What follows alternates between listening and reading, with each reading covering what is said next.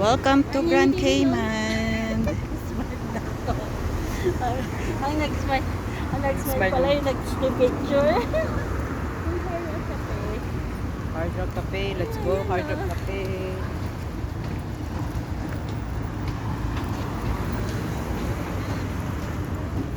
Let's go sa tawitan ng bayan. May 2 oras pa tayo. Pag tayo mga... Anong 2 oras ka dyan? Hindi, ibig sabihin... Wala na yung 1 oras po kasi pag... Kaya nga, may 2 pa tayo. Ibig sabihin mga isang oras. Yati. Wait lang. Yung tuna naman yan. Bay Shore. Picture. Ano ba yung pangalan na yan? Ayoko niyan. Rolex. Ayoko niyan. Parang may ano ka dyan ah. Kasi yun yung pangalan ng